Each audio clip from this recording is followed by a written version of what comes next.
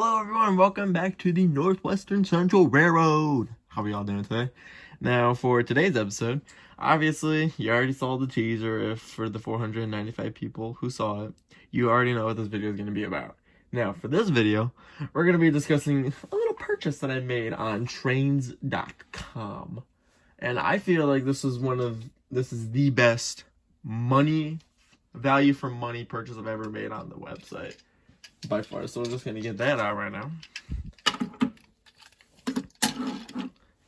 And it is this. This is I believe a 1986 re-release of the absolute giant Bachmann Texas Sugar.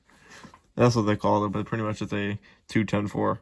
Now, I got this thing for such a good price. Now, I've seen barely any listings on the internet, not just on eBay or on a certain website like Amazon or something, not just the whole internet. I can't find barely anything about this engine because no one sells it anymore. And for the people that are having it, they're being smart with it. Like, they're holding on to this thing, and this is definitely increasing in value. Now, I do want to say right off the bat before I get going into this in-depth review that I didn't 100% want this engine, but something came across me, because when I bought my I'm gonna show this for example. When I bought my Overland Limited set by Bachmann, and then when I did my review on it, it mistakenly called this engine, if I'm correct, I believe in the description of this on the website, I believe they called this an FEF Northern, which I will admit it is completely wrong. Like, I don't know what they were thinking, but I've done a little bit of research, side-by-side comparison photos with this thing, and determined that this actually, I believe this is a Niagara steam engine.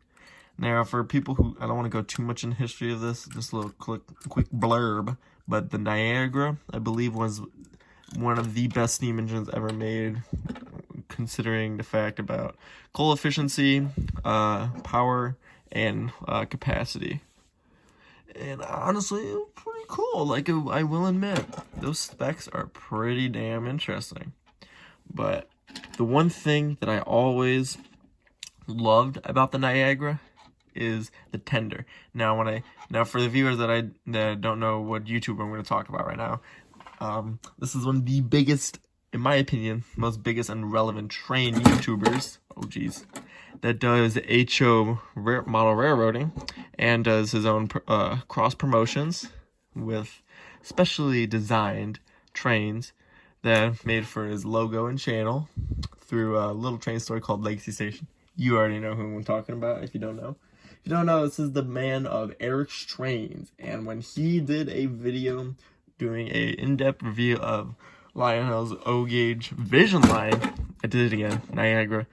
I loved that train so much. Like, I loved it very, very much. And coming from a very, very active participant and watching Eric's latest videos, I will say it looked absolutely cool. And still, I cannot find one for a good price these days. But when I came across this engine in the back, the Texas Chugger, I'm gonna move this thing up a bit, I came to a really cool revelation. I could do my own DIY project, like do my own little custom paint job on this thing, because the thing I loved about the Niagara so much was this tender. People call it the 14-wheel tender, the centipede tender, the water scoop tender. I just call it the competition tender, because at the time this was, because in my opinion, I feel like this has a really big competition with relevance in comparison to size of the Big Boy and Challenger tender, which I believe are 40,000 gallon, 40 or 400,000 gallon tank tenders, and those things were massive. Like, they are so cool. I'd love to get one for like an MTH Rail Kings Challenger or a Big Boy or an FEF, but yeah, maybe not too early. But I love this tender so much. Nothing came off. And I always wanted to get one of these, and that opportunity came when I saw this on trains.com.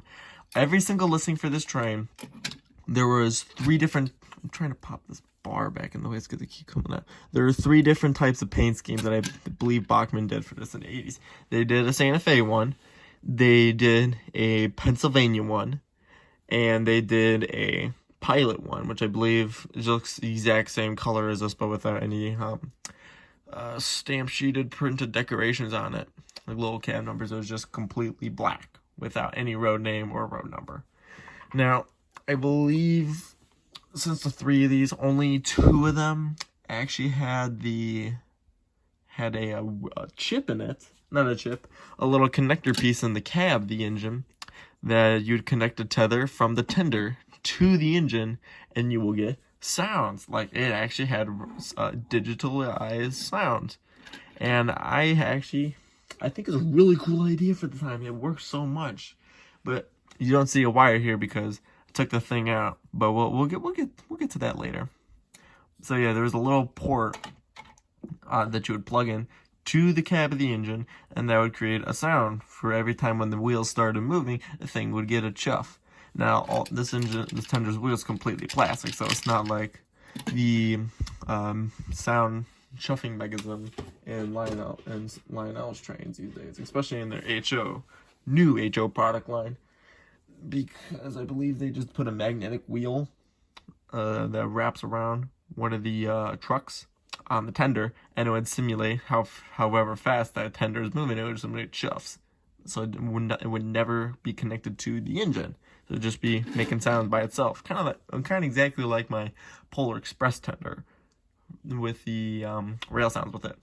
So yeah, I could never find a good price for these things, and my God, I'm dead serious. These things were going for $200, $190, $150. I saw one on eBay for $300. And all of them were in actually pretty good looking condition. But when I'm fully confidently serious right now. I'm gonna look at my trusty receipt here for the packing slip I got with it. I have paid for this engine $49.99, and that is priced without shipping and later taxes. Oh my God, I could not believe what I found for this price. Even though that the damn thing they listed was not working properly, I took a huge chance with it. I unfortunately had to buy a premium subscription for it because it was listed for private car members. But so it was an extra $10.95 with that, so under $80 for this whole thing. I got such a good damn deal on this thing. Even though it's broke, I got a good deal on it. Now, I love buying this engine so much because for the next reason, which we will get to after this paid promotion. Heads up, this is no paid promotion. I have absolutely no cooperation with anyone else here involved, so this is just because for a big joke, goofy ah. Alright, back to our scheduled programming. Now, the reason why I bought this is because obviously, one, I talked about earlier, I want to do my own custom paint job for this, and 2, another thing was, I always wanted this tender, and the reason why I wanted to, I'm going to move this real tender that I wanted to be a Niagara. Oh, it actually looks like the Niagara that was featured in Eric's Trains episode. Like it was, this engine was originally, I've seen, designed and built to go with this big, massive, long water scoop tender. That's what I'm going to call it. And I love it so much. It looks great. It looks good behind this engine rather than this goofy looking crusty musty tender, which even though it is cool, I will admit, it does not deserve to go behind this engine. So that's why I wanted to do a little extra DIY project to get a good paint job with this and make it go good with this engine. But we're gonna take this engine to the layout and show you why it is not 100% working as listed in the product details. Alright, so the big, long-awaited Texas Chugger engine that I wanted to find for such a good price. And honestly, it's just an okay thing I bought. Trying to test the thing out, it was not working at all. Even though that you can hear the motor turning and the back wheels, even though they're only things that are getting power, they just don't work. Plus the extra benefit of having smoke, even though that is not part of the engine. And these wheels just never stay on. For some reason, the listing said that you had to glue the wheels to a gear that is connected to the motor. And yeah, they weren't joking. But trying to connect it to the tender, it's a completely different story. Even though the soundboard is nice in there, it does work perfectly. The dang connector going from the engine to the tender is too small. But when you cook it up correctly, it actually does work. It has a good amount of sound. Even though it does not sound good at all, it works, and that's something I would love to have that going. And just trying to fix this hunk of plastic, it's just so depressing how Bachmann barely took any care and effort to build this thing, because it's just so plastic, not built right. I'm assuming the gears are nylon. I wouldn't be surprised, but you know what? The pickup rollers on the trailing truck are actually good addition. Alright, so now you've seen how that Mr. Hunk of Junk is going right now. Obviously, I hate its many design flaws that even the original owner tried to mitigate, but I feel like it made things worse. And I will try to fix this thing someday, but the super glue just never keeps the wheels on, so I'm just giving up with that for like the rest of the week until I figure out what I should probably do with it. Now, with the tender, all I simply just did is just took out the soundboard on it, and that was completely fine.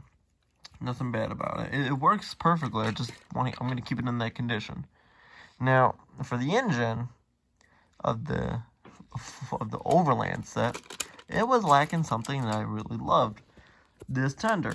And that's why when I do a custom modification hookup with it, as described later, the tether was too high. I'm sorry, the connection from the tender to the actual 210.2, it was too small. It was too low, so I was like, okay, well, forget it. I'm just gonna take the same drawbar from the Overland. I'm gonna file down the pinpoint on the base of this little cylinder there to keep the connection between the engine and tender good. I filed it down a little bit because apparently the size of that cylinder is too big for the little holes on the actual connectors here. So I just put a little screw in it to keep it in place.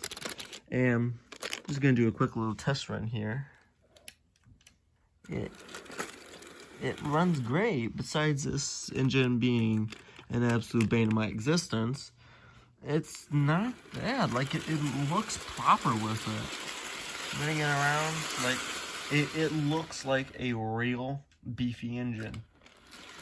Even though technically this model of the Niagara is smaller than my Texas Chugger, it still looks really good.